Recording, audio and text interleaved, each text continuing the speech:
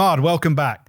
Today, we're going to dive into what it takes to survive a crisis, namely the SVB run on the bank, and come out stronger. But first, we're going to do a small segment that we do with all our guests, which is to ask them, if you had to pick 3 photographs that define your life and what you've learned from it, what would they be? I don't know if I was prepared for that. I guess an immediate one that strikes me is, there's a few photographs, but there's like a photograph of me and my kind of Y Combinator badge from 2007. That was a really defining moment for me, like coming out to San Francisco and, being part of this community and like really learning to be an entrepreneur. I went to a lot of Y Combinator dinners. I actually did my batch dinners, and then I almost did all of them until 2009, just because it was just like so amazing to talk to entrepreneurs and like learn all these stories. I love talking to entrepreneurs. I actually have my own podcast that does that as well. But that was like a big defining picture and moment for me. I'm trying to think of other kind of defining pictures. I'm not like a very nostalgic kind of person. But there's a picture of me from when I was a baby, and I'm like on my dad's chest. I just think of that picture just because I also have a baby right now who's 8 months old, and that picture I was around that age. So, and I feel like when you become a parent, you kind of realize all the things that your parents did for you, because before you're a parent, you just kind of take them for granted. And so I guess that's the second picture. I'm trying to think of a third defining picture. I kind of want to make it about work, but it's hard to come up with like good work pictures. There is a picture actually when we were at Mercury, when we were like a 9-person company, and Joe Montana came to this, like Joe Montana runs this like VC fund. And he's a big former football player, American football player. Yeah, he was huge. But anyway, he came into this, like, we were working in like a live workspace. So it was basically an apartment, and he came into the apartment to speak to us. So we have a picture of like the team of 9 and him. And it's kind of like a fun picture from the early Does days. he tower over everyone on the team? Is he noticeably... Well, now he's not played sports for a while. He's definitely taller than everyone, but he's not like that muscular. He was also a quarterback. So I think they tend to be like kind of nimble. Fantastic. And YC back then was just totally different to what it is now. I remember going out there in sort of 2014, attending a couple of demo days, but you were there even earlier. It was a really small kind of informal community, right? No, it was tiny. It was tiny. Like more than half the companies would literally like stop the day after demo day. Like they wouldn't raise money, and that was the end. Because they only gave us $15,000. I want to take you back to March 2023. Silicon Valley Bank has failed after a massive bank run, it making it the 3rd largest bank failure in United States history. What was going through your mind, and what was happening at the Mercury headquarters that weekend? Yeah. It's definitely like a microcosm of like a startup roller coaster, because it started on like a Thursday, and on Thursday it was all kind of from Mercury's perspective. So Mercury was, at least for early stage startups, the main competitor to SVB at that point. We'd done pretty well. We're already kind of a unicorn at that point, but they were definitely the 800-pound gorilla that we were like kind of up against. So the first day, there's some of these rumors. I guess like I was just like, okay, whatever, there's these rumors, like I think it's probably silly. But our number of signups and number of deposits is like going crazy, because all these people are trying to like move money out of SVB. And we tried to be like very respectful about it. We didn't kind of promote ourselves so you were seeing in real time as the rumors were spreading, more and more deposits come into Mercury. So you were kind of seeing this correlation. Yeah, not just a small amount, like $1 billion of deposits came into just Mercury in like few hours. So this is like the biggest growth. You can imagine as a start, like we have like Sequoia-backed companies that would be like hard to like get on a call, going like, hey, give me an account in like 5 minutes, and I'm like, okay, we'll give you an account in 5 minutes. And these were like established companies, and they were relatively easy to verify and like do KYB and KYC. So we made this like accelerated process where, at the top of the onboarding. So my approach with all these things is to try to build product, because that's what it's about. So we made this process where we moved something to the top that said like, hey, if you're an SVB customer, connect your SVB account and we'll prioritize based on that. So we were basically like, if you're not an SVB customer, you don't need a bank account in these next 3 days or 5 days. So we would just put you at the bottom of the queue, and all the SVB customers we put at the top of the queue. So we built a little bit of product, but it was mostly like, mostly at that point, I thought it was kind of overblown, and we would grow a lot because of this like kind of unfortunate situation for them. And then, halfway through Thursday, all the wires stop, but, we still don't know what's going on. And then it's Friday when, the FDIC walks in and shuts down the bank. And at that point, kind of the emotion kind of flips the other way, because it's like, hey, if SVB, which is like a 40 something year old bank, that's like, public company worth 20 billion plus, can like, basically fail, why is Mercury safe, which is like a startup? And this is the kind of questions our customers were asking us. And all day I'm on calls with customers saying like, hey, we don't have the same FDIC insurance situation. We're sweeping money to other banks, and you can also use our US government T-bill product, and your money is safe, etc. But obviously, like, the SVB CEO was also saying your money's safe just before this happened. So people were, and there was just like this like crazy sense of like fear in that on that Friday, and then so the whole team was working really hard. We were still on, even though no money could move out of SVB. We had like this big backlog of like customers that wanted to sign up. So the whole team was working kind of through the weekend, kind of signing customers up, and on Saturday morning, I was like, hey, I keep having the same conversation with people where I'm trying to explain like their money's safe, and why don't we make a way to visualize where the money is exactly, and also extend our FDIC insurance. So we ended up doing two things. Number one, I worked with our partner banks to, at that point we had 1 million FDIC insurance. We extended it to 3 million and then 5 million by the end of the week, which is mostly just working with, before this point, people just hadn't asked that much. Like they didn't think or worry about like whether their bank deposits were safe. So we worked with our partner banks to kind of distribute the funds kind of more broadly to their kind of sweep networks and extend the FDIC insurance. So the basic FDIC insurance is 250K in the US, and we extended it to 5 million. And then the second thing we did is we built this product which we called Mercury Vault, which helped you see, how much more money do you have than FDIC insurance? Have I got the US government T-bill mutual fund set up? If you don't have it set up, like helped you get it set up, and then showed you, like, is your money like kind of covered between these two products?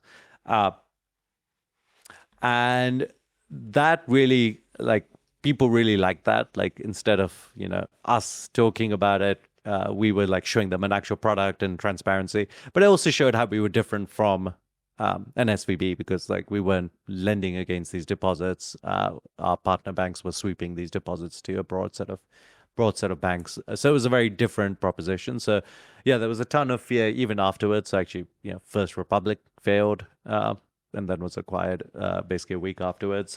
So this kind of fear around like uninsured deposits kind of continued for a while, but we really flipped the script on that story thanks to that product and the work that the team did there. And the whole team, at that point, I don't know exactly how big we were, probably like 350 or something. But most of the time when you have a bigger company, everyone's not working towards like one very specific thing. We're all doing different things. But it was kind of a fun moment for the company where we were all working on this like one objective, like getting customers signed up and like answering the questions and like building Mercury Vault. So even now, like if you ask employees of Mercury who were here back then, a lot of them would say that was the best weekend they had at Mercury, even though it was like kind of intense work and stress. Are there any leadership lessons that you draw from that you take forward, or you think it's such a specific moment in time? No, I think there's like two things. Number one, I believe a lot of kind of transparency and openness, but I think you do have to couch like that doesn't mean you get to be emotional as a CEO. Like I think as a CEO, it's actually like you kind of have to be very like, hey, we're dealing with this, it'll be fine. And it normally is fine, but like no matter what, you have to say it's going to be fine, and we're on top of this. If you sound like you're panicking or worrying and stressing, uh, that is infectious. So I think that's one thing. I've tried through these any difficult times to like, I'm very open with like, here's all the problems, here's all the things that could go wrong, but I try to be like optimistic and very like calm as a person, and that's how I project things. Uh, Number two, I do think, I don't know if this is a leadership lesson, but it's definitely like a lesson for Mercury, is that we try to answer with product. Like that's our strength. Like words are cheap. I think it's better to make something and like have that be your answer to your problem. I don't know if every crisis has like a product solution, but I think there is like something to it. Like I think doing something just feels better than like talking. Like as a builder, like giving the team like something to build and like talk about the thing we build, and like it also like speaks to our customers to say like, hey, these people aren't like sitting down over the weekend like sending emails. These people are like building something that's going to like actually help improve my experience in Mercury. And that's like so different from like what any like large financial institution would do, right? Like you can't imagine a bank like building a product over a weekend to try to like solve a customer problem. So it was a crazy time. I remember it very. I think it's the whole of the technology ecosystem, Silicon Valley and beyond, was just holding their breath, right? Yeah. I was just like, what's going to happen this weekend? It was like Sunday at like 4 p.m. The FDIC was like, all deposits are insured, and everyone was like, thank God. And in a way, bailed everyone out. If we're honest, I think it was the right decision. I mean, it definitely bailed everyone out. But I remember thinking like you on Wednesday, no, this seems far fetched. And then Gary Tan's email to YC got forwarded to me by one of my friends in the YC batch, and then I saw the email from Peter Thiel. Founders Fund, and then I was like, oh, this is going to be a self-fulfilling prophecy at this point. This is happening, and you did what you could, right? But it was hard to do too much at that moment in time. And how did you take that moment and that crisis, and have you solidified it then? I mean, it seems like it was a pretty important moment in Mercury's success trajectory. You got 2 billion deposits in just 4 months, 26,000 customers. How did you kind of drive the organization forward after that huge influx? How did you ensure that the customers stayed around? Yeah, I mean, there was two aspects that we wanted to like do well. Number one, obviously, that set of customers we wanted to do a great job of, and in general, banking is very sticky. But this was like a weird moment where people had to like deal with this. So we really wanted to spend time with them, right? Like make them feel like, hey, this is what features. I mean, I would say our product was far better. So like, most people who experience it don't want to leave. But we also had to like speak to like, this is really safe, and like, this is how the FDS is. So like, a lot more around like that transparency and like where your money is and what it's doing. And we ended up, I haven't seen the recent stats or anything, but I think 6 months later, 96% had like stuck around. It seems like product's your superpower, Immad. You've come back to it a few times. Yeah. Is that it? Yeah. I mean, I would hope so.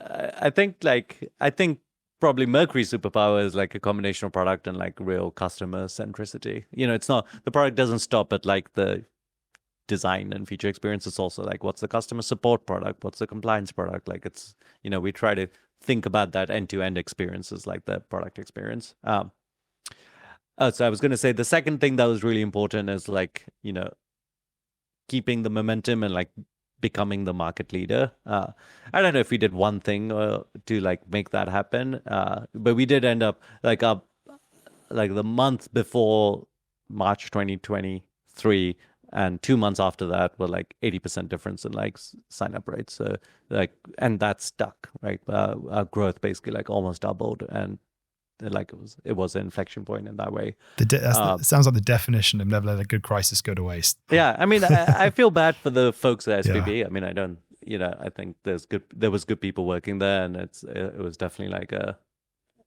set of situations where like it wasn't like it wasn't a bad bank. It was just like a crazy kind of situation, both in terms of the interest rates changing, the commitment they did, and obviously the bank run. So I feel bad for them.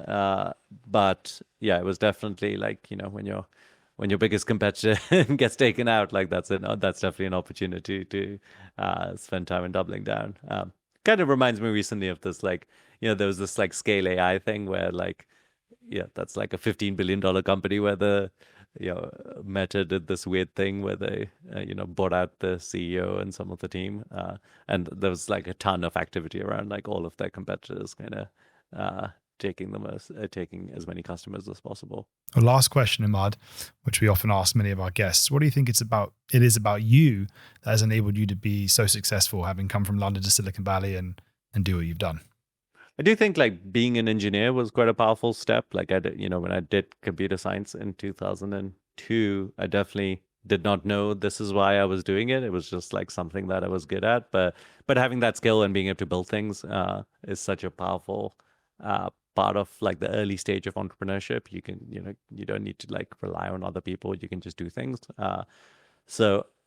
And there's always like this anti-computer science sentiment. Like people now are like, oh, AI is going to replace computer scientists or whatever. But I think that's BS. Like I remember when I was doing my degree, everyone was like, oh, why are you doing this? Like all the Indians are going to do the coding. I was like, I'm just doing it because I like it. I didn't have like a good answer at the time.